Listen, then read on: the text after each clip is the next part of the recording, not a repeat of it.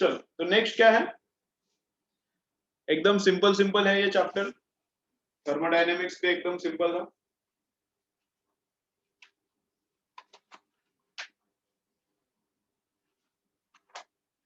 Thermo एकदम simple है, transmission of heat भी एकदम सिंपल है, ठीक है।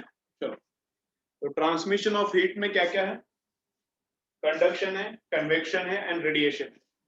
कंडक्शन से स्टार्ट करते हैं, कंडक्शन से स्टार्ट करते हैं। चलो लिखो, चैप्टर का नाम तो लिखो, चलो चैप्टर का नाम लिखो। चलो क्या है, ट्रांसमिशन ऑफ हीट, क्या है, ट्रांसमिशन ऑफ हीट।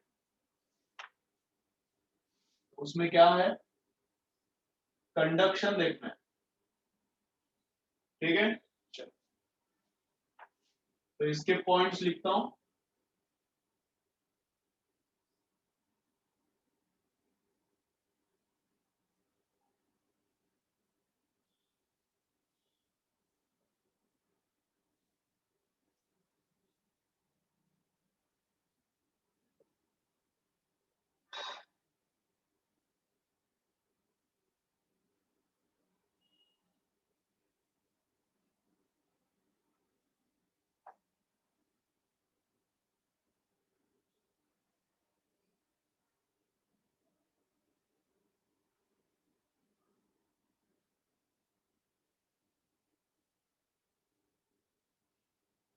ठीक है चलो,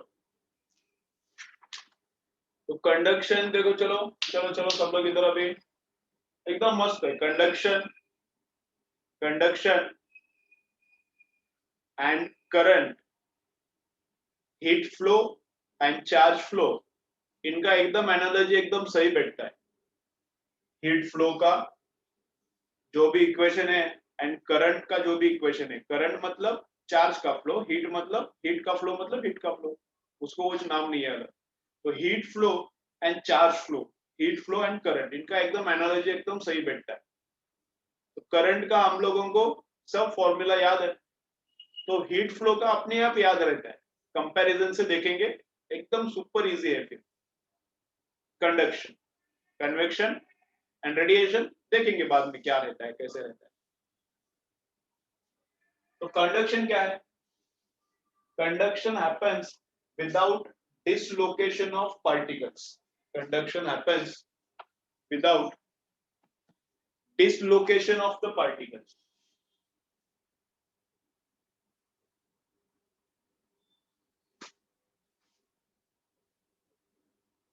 conduction happens without dislocation of particles मतलब क्या, ये रॉड है, इसका ये वाला पार्ट हमने हीट किया, रॉड है, रॉड का ये वाला पार्ट हीट किया, तो हीट इधर से उधर ट्रांसफर होता है। ये वाला पार्ट हीट किया तो हीट इधर से उधर ट्रांसफर होता है।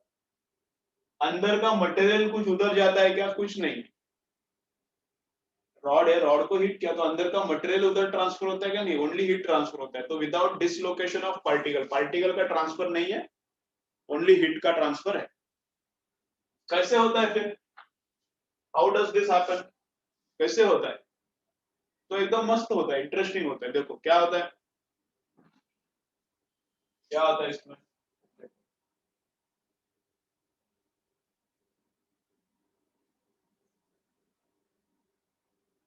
हीट ट्रांसफर होता क्यों है, कैसे होता है, तो देखो कैसे होता है। This is metal, this is metal and inside metal we have atoms, ठीक है। तो एटम है, इधर एक एटम है, इधर एक है, इधर एक है,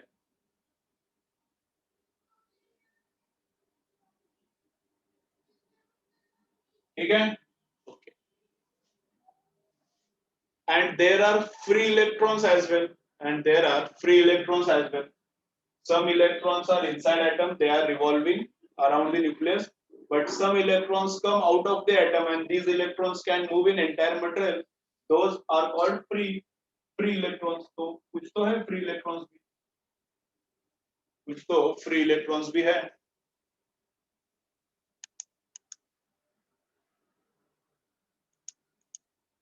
ठीक है, तो अभी समझो इसका 0 केल्विन है टेम्परेचर, केल्विन बोल रहा हूँ, केल्विन पॉसिबल नहीं है, 0 केल्विन तक लेके जाना वेरी डिफिकल्ट है। तो 0 केल्विन है, -70 डिग्री टेम्परेचर जाना वो भी डिफिकल्ट है। अभी वो फाइजर का वैक्सीन आया है, मॉडर्ना का वैक्सीन आया, अभी आया ना वैक्सीन, वो mRNA बेस्ड, तो उसके लिए टेम्परेचर, स्टोरेज का टेम्परेचर कितना है, -80 डिग्री। फाइजर का है ना, अभी यूएस में और यूके में ऑथराइजेशन मिल गया, -80 डिग्री को स्टोर करना पड़ता है, मुश्किल रहता है। अभी इंडिया में पॉसिबल नहीं है तो उसको परमिशन ही नहीं दिया।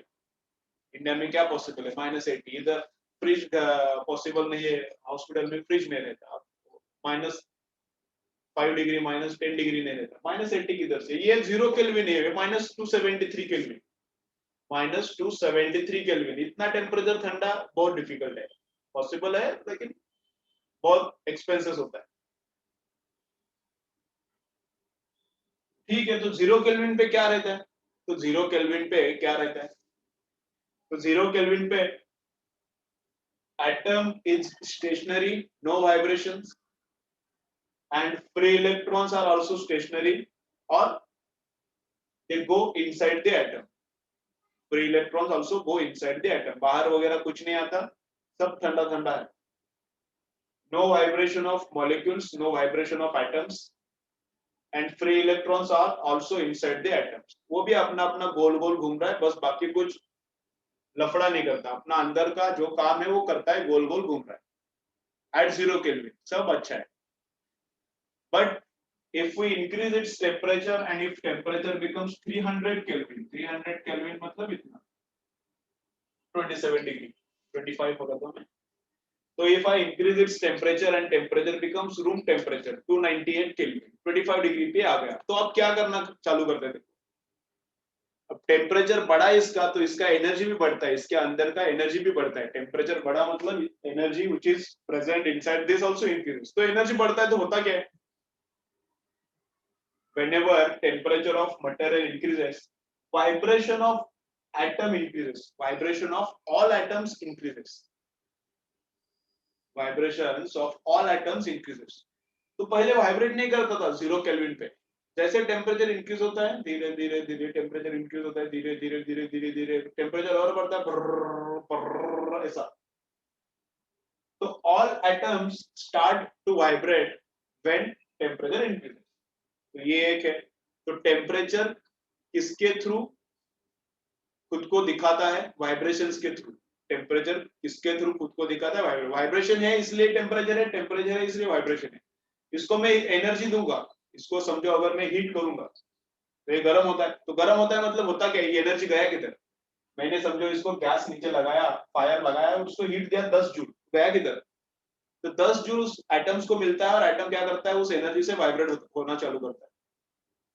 तो जो भी हीट एनर्जी है वाइब्रेशन के फॉर्म में रहता है अंदर एटम्स में, और इलेक्ट्रॉन्स को वेलोसिटी भी रहता है बिकॉज ऑफ थर्मल एनर्जी. तो जब टेम्परेचर 0 केल्विन है, इलेक्ट्रॉन अंदर बैठा है, टेम्परेचर बढ़ गया बाहर आता है, थोड़ा इलेक्ट्रॉन फ्री होता है, इधर उधर उधर धीरे घूमता है, टेम्परेचर बढ़ गया और फास्ट घूमता है, टेम्परेचर बढ़ गया इलेक्ट्रॉन फास्ट होता है, टेम्परेचर बढ़ गया इलेक्ट्रॉन और फास्ट होता है, टेम्परेचर बढ़ गया और फास्ट बनता है इलेक्ट्रॉन. तो as temperature increases,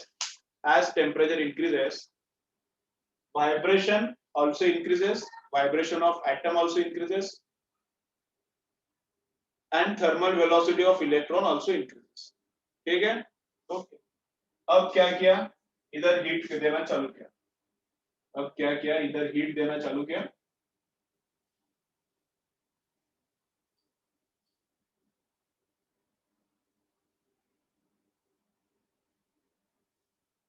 अब इधर क्या किया हमने, हीट देना चालू किया. तो क्या होता है, if I start heating this end of the rod, सब जगह पे वाइब्रेशन है, अभी सब जगह पे टेम्परेचर समझो 25 डिग्री है, सब जगह पे टेम्परेचर 25 है, तो 25 के हिसाब से वाइब्रेशन सब जगह पे चल रहा है. 25 को जितना वाइब्रेशन चाहिए उतना सब जगह पे है. But if we start heating this end, if we start heating this end, then temperature of this end increases. इधर का 25 डिग्री है और इधर का समझो हो गया अभी 40 डिग्री.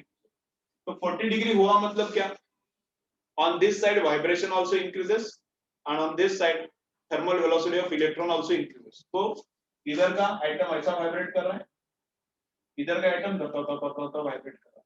तो इधर का एटम ज्यादा वाइब्रेट करने लगेगा तो इधर का एटम इसको एनर्जी ट्रांसफर करेगा, ये वाइब्रेट करेगा तो इसको धक्का देगा, ये भी ज्यादा वाइब्रेट करना चालू करेगा, ये वाइब्रेट ज्यादा करेगा तो इसको वाइब्रेशंस ट्रांसफर करेगा, ये इसको वाइब्रेशंस ट्रांसफर करेगा। तो ऐसे वाइब्रेशंस ट्रांसफर होता है, ऐसे वाइब्रेशंस ट्रांसफर होता है। तो वाइब्रेशन ट्रांसफर हो रहा है मतलब थर्मल एनर्जी ट्रांसफर हो रहा है, तो इधर का भी टेम्परेचर धीरे धीरे बढ़ना चालू होता है। इधर टेम्परेचर बढ़ गया मतलब वाइब्रेशन बढ़ गया। तो ये वाइब्रेट कर रहा है तो अपने नेबर को भी क्या धक्का देता है, ये भी वाइब्रेट करना चालू करता है, तो इसका टेम्परेचर बढ़ता है, ये इसको धक्का देता है, इसका भी टेम्परेचर बढ़ता है, ये इसको धक्का देता है। तो धीरे धीरे ऐसा एनर्जी उधर ट्रैवल होता है, तो धीरे धीरे उधर टेम्परेचर भी ट्रैवल होता है। तो एक तो transfer of energy is happening because of vibrations of atoms, एक एनर्जी ट्रांसफर हो रहा है because of vibrations of atom, और दूसरा हो रहा है बिकॉज ऑफ इलेक्ट्रॉन्स। तो इधर का इलेक्ट्रॉन अभी ये गर्म हो गया, इधर का ठंडा है, तो इधर का कूल ठंडा ऐसा ऐसा घूम रहा है। तो इधर का इलेक्ट्रॉन अभी इधर गर्म किया तो फास्ट फास्ट फास्ट होता है। तो अभी इलेक्ट्रॉन दूसरे इलेक्ट्रॉन भी को भी कोलाइड करता है, ये जब इलेक्ट्रॉन फास्ट मूव होता है तभी इस इलेक्ट्रॉन को भी कोलाइड करता है, एंड ऐसा घूमते घूमते एटम्स को भी कोलाइड करता है, तो एटम्स को भी वाइब्रेशन देता है और इस इलेक्ट्रॉन को भी वाइब्रेशन देता है। तो ये इलेक्ट्रॉन और किधर भी घूम सकता है, और ये जो इलेक्ट्रॉन है अब इधर फास्ट हो गया लेकिन इसको उधर जाना पॉसिबल है, इलेक्ट्रॉन इधर फास्ट हो गया तो इस इलेक्ट्रॉन को उधर किधर भी जाना पॉसिबल है, ये एटम नहीं वाइब्रेट इधर ही करते रहेगा, जगह नहीं छोड़ेगा। तो इलेक्ट्रॉन फास्ट बन गया तो उधर जाके सबको वेलोसिटी दे के भी आ सकता है वापस। तो energy transfer happens through the vibrations of atoms and through the thermal velocity of electron. तो ऐसा धीरे धीरे करके उधर टेम्परेचर एनर्जी ट्रांसफर होता है, टेम्परेचर भी ट्रांसफर होता है। तो मेटल्स में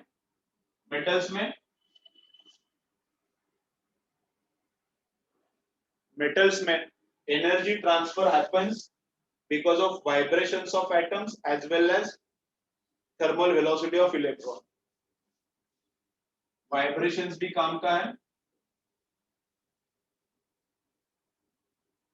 मेटल में, एंड फ्री इलेक्ट्रॉन्स भी काम का है। वाइब्रेशन किसका, एटम्स का या फिर मॉलिक्यूल्स का, एंड फ्री इलेक्ट्रॉन्स भी काम का है मेटल में। नॉन मेटल में इलेक्ट्रॉन नहीं रहता। कौन सो रहा है, इधर इधर देखो। नॉन मेटल में वाइब्रेशन नहीं रहता, वाइब्रेशन नहीं, इलेक्ट्रॉन नहीं रहता, नॉन मेटल में इलेक्ट्रॉन नहीं रहता। तो नॉन मेटल में energy transfer happens only because of vibrations of atoms.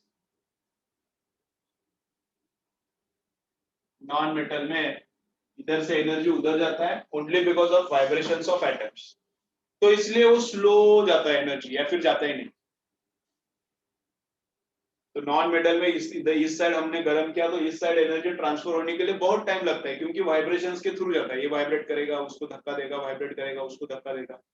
Metal में क्या होता है, वो वाइब्रेशन का तो चलते रहता है, बस इलेक्ट्रॉन भी है, इलेक्ट्रॉन को एनर्जी मिल गया तो इलेक्ट्रॉन उधर तक जा सकता है, तो इमीडिएट एनर्जी ट्रांसफर होता है। तो मेटल में वाइब्रेशंस ऑफ एटम्स भी काम करता है, फ्री इलेक्ट्रॉन्स भी काम करता है। नॉन मेटल में ओनली वाइब्रेशन ऑफ एटम काम करता है। तो ऑसिलेशन हो रहा है, वही वाइब्रेशन मतलब ऑसिलेशन हो रहा है, therefore energy transfer is happening.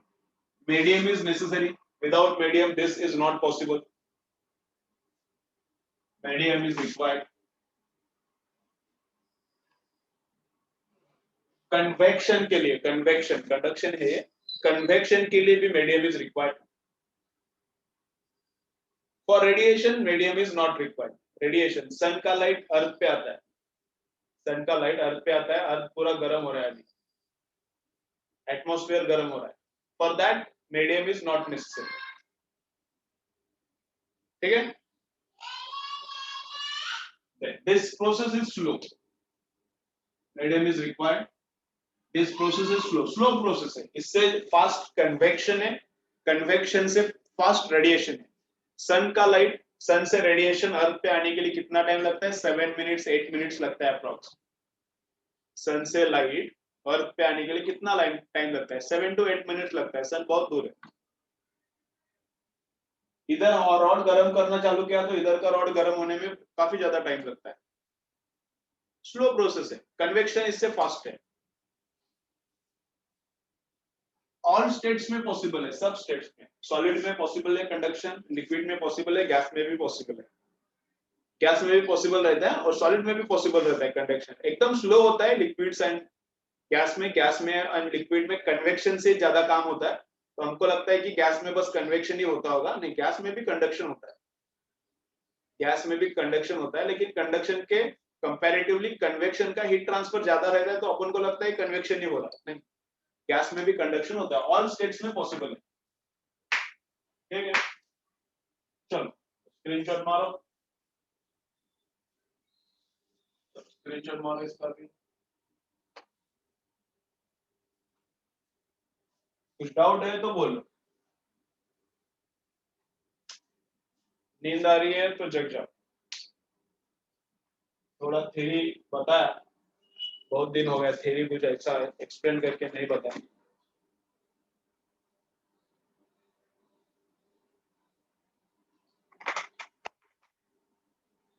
चलो स्क्रीनशॉट मारो।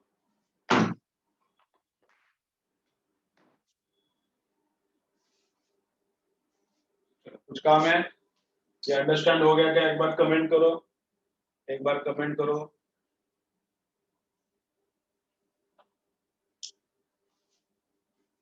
चलो कमेंट करो, कोई कौन सो रहा है कौन सो नहीं रहा, मुझे समझेगा थोड़ा। सब लोग जग रहे हैं, अच्छा है, अच्छा है। सब लोग चलो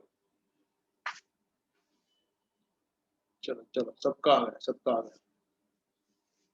ठीक है, ओके, फिर नेक्स्ट देखेंगे। चलो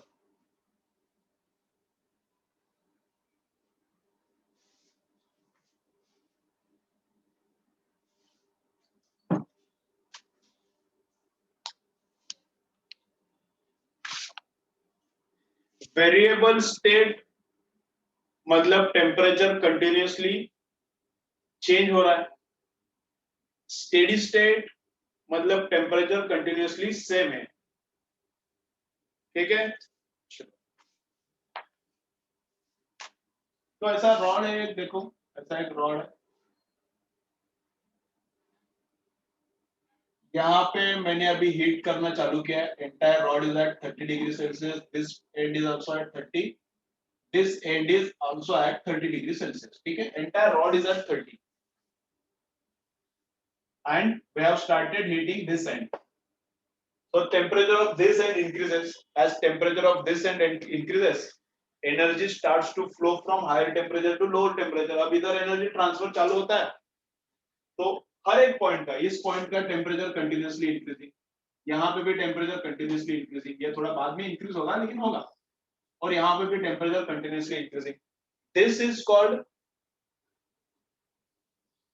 variable state. This is called variable, बदल रहा है temperature, variable state. If we do this for 2 hours 3 hours, तो अब ये गर्म हो के दिस एंड का टेम्परेचर अभी 350 डिग्री हो गया है। फ्लेम के ऊपर ही रखा है, 2 घंटा 3 घंटा 4 घंटा हो गया। तो दिस एंड का टेम्परेचर, इधर का टेम्परेचर अभी 350 हो गया है, अब चेंज नहीं हो रहा। इधर का टेम्परेचर, 200 डिग्री हो गया है। This is also now fix. 2-3 घंटा हो गया ये ऐसा हीटिंग चालू है, तो ये गर्म, बहुत ज्यादा गर्म हो गया 350। अब टेम्परेचर फिक्स हो गया, अब टेम्परेचर इज नॉट इंक्रीजिंग। तो क्या हो रहा है अब? Heat provided by this flame to the rod, heat provided by this flame to the rod and heat lost by rod to the atmosphere, both are same.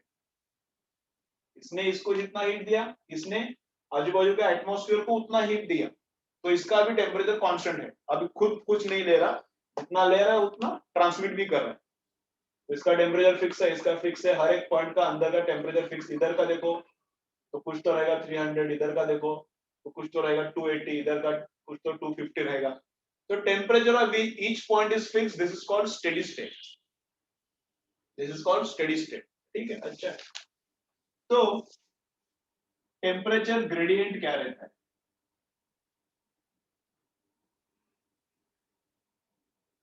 तो temperature gradient रहता है change in temperature upon change in length, temperature difference upon length का difference. समझो ये 2 metre है, temperature में difference कितने का है? टेम्परेचर में डिफरेंस है 200 minus 350, फाइनल माइनस इनिशियल है, delta is always final minus initial, तो 200 minus 350 तो माइनस 150। ठीक है, यहां से ओरिजिन है, इधर ओरिजिन है, हम लोग इधर जा रहे हैं, इधर ओरिजिन है, हम लोग इधर जा रहे हैं। तो टेम्परेचर चेंज कितना है? फाइनली है, यहाँ पे पहले था, उधर फाइनल है, फाइनल है माइनस इनिशियल, तो माइनस 150 अपॉन लेंथ कितना है 2, तो ये आएगा माइनस 75 डिग्री पर मीटर। टेम्परेचर ग्रेडियंट कितना? माइनस 75 डिग्री पर मीटर। ये माइनस क्यों आता है? ये माइनस क्यों आता है? In the direction of heat flow temperature gradient is minus. In the direction of heat flow temperature gradient क्या आता है? माइनस ही आता है। ठीक है, ओके ओके। देन क्या नेक्स्ट क्या देखना है? ये भी लिखो, ये पता है अभी, temperature decreases in the direction of heat flow. जिधर हीट फ्लो हो रहा है उधर टेम्परेचर कम होता है, जिस डायरेक्शन में हीट फ्लो होता है उस डायरेक्शन में टेम्परेचर इज डिक्रीजिंग। ठीक है, अब इसके बाद का जो पार्ट है वो थोड़ा काम का है, उस पे न्यूमेरिकल्स आते हैं, तो ब्रेक लेने के बाद देखेंगे वो। ओके, इसके बाद जो पार्ट आने वाला है उस पे ही most of the numericals dependent रहता है, या तो थ्योरेटिकल पार्ट है, तो वो वाला पार्ट एकदम फ्रेश फ्रेश होके देखेंगे, 7 मिनट्स बाद ज्वाइन करेंगे। ठीक है, 7 मिनट्स के बाद आ जाओ, चालू करते हैं फिर। चलो।